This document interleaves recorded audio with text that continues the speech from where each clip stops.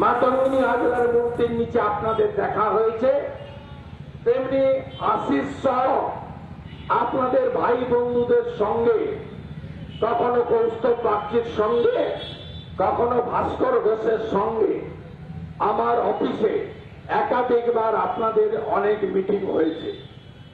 আপনারা জানেন 2016 সাল নির্বাচন আসন্ন, একদিকে বাম কংগ্রেস জোট বিজেপি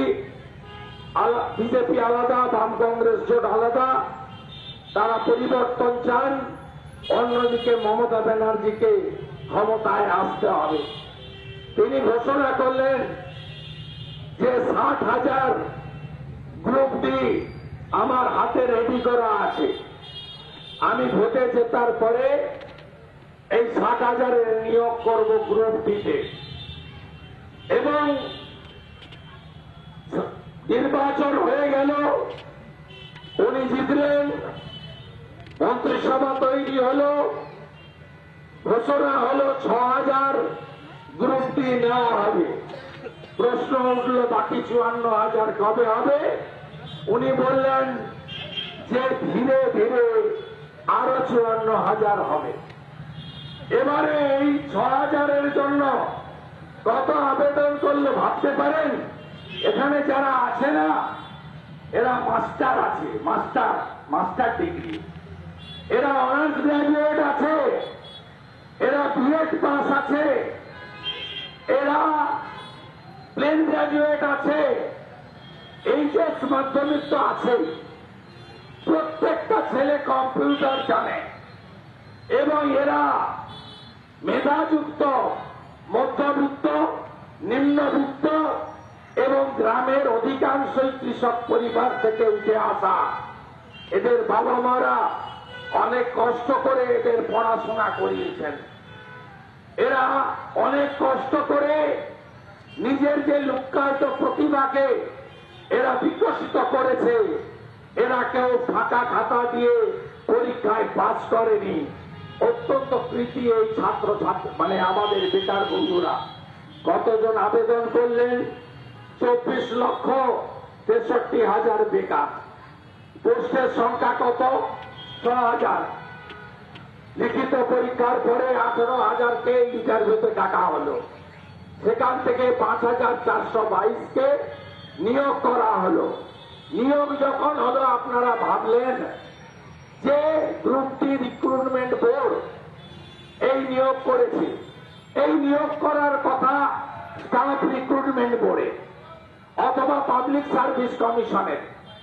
এ আলাদা করে সল্লেকে অফিস করে অতনুকু পুরো কায়স্থ বলে একজন স্থাবক WBCS পার্থ চ্যাটার্জির মতো স্থাবক মন্ত্রী এই অতনুপুর কায়স্থকে দিয়ে একটা কমিটি বানিয়ে একটা ইন্টারভিউ করা হলো। আমরা তখন, আপনারা বুঝেছিলেন, পরে পার্থ চ্যাটার্জির বাড়ি থেকে যে সিজার লিস্ট সিবিআই উদ্ধার করেছে, ইডি উদ্ধার করেছে, তাতে দেখবেন আপনাদের তালিকার এই 5,422-এর তালিকার সিডিটাও পার্থ চ্যাটার্জির বাড়ি থেকে ইডি নিয়ে এসছে। আপনারা বুঝে নেন যে এই চাকরিগুলো এই মোটা পার্থ 150 কেজি যার ওজন, মেয়ের থেকে ছোট বয়সী অপার সঙ্গে 51 কোটি টাকা সহ যিনি ধরা পড়ে এখন জেলে আছেন, সেই মোটা পার্থর বাড়ি থেকে গ্রুপ ডির আপনাদের তালিকা পাওয়া যায়। তাহলে বুঝতে পারছেন নিয়োগ কিভাবে হয়েছে। খালি থাকলো 578টি পদ। এই ওয়েটিং লিস্টের যে ছেলে মেয়েরা, তারা এখনো পর্যন্ত কোনো কল পায়নি। তাই আপনারা এই লড়াই চালাচ্ছেন। একদিকে আইনি লড়াই, অন্যদিকে আপনাদের এখানে ধর্ণা অবস্থান। আমি রাজ্যের বিরোধী দলনেতা হিসেবে বলবো যে আসুন, পশ্চিমবাংলার সমস্ত বঞ্চিত বেকাররা, যার সংখ্যা বাম আমলে যখন 1 কোটি ছিল, এখন সংখ্যা 2 কোটি হয়েছে। বাম আমলে রাজ্য ছেড়ে বাইরে কাজে গেছিলেন 5,20,000 জন, এখন রাজ্য ছেড়ে বাইরে কাজ করেন 55 লক্ষ জন। বাম আমলে ঋণের বোঝা ছিল 2 লক্ষ কোটি টাকা, আর এই পিসি এখন ঋণের বোঝা করেছে 7 লক্ষ কোটি টাকা। পশ্চিমবঙ্গ ধ্বংস। রাতে ঘুমান, দিনে ঘুমাবেন না। পতাকা সরিয়ে দরকার হলে জোট বাঁধন তৈরি হন। এই লড়াইটাকে প্রয়োজন হলে আর নয়, ধৈর্যের সীমা আছে, সংঘাতে নিয়ে যেতে হবে, প্রতিরোধে নিয়ে যেতে হবে, দাবি আদায় করতে হবে।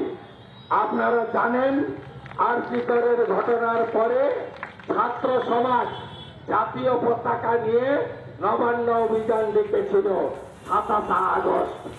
এই মুখ্যমন্ত্রী ভয় পেয়ে গেছিলেন। সকাল 9টার মধ্যে হাজার হাজার পুলিশ বেষ্টনী করে ডিজিকে সাথে নিয়ে এখানে লুকিয়ে বসেছিলেন এবং সব মন্ত্রীকে ডেকে নিয়েছিলেন।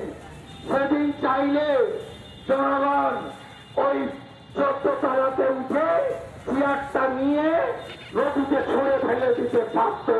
শরৎ চ্যাটার্জি রোড হয়ে নবান্নর গেটেও হাওড়ার লোকেরা ঢুকে পড়েছিল। নানা ধরনের কন্টেন্ট দেখার জন্য লাইক করুন, শেয়ার করুন আমাদের ফেসবুক পেজ, সাবস্ক্রাইব করুন আমাদের ইউটিউব চ্যানেল।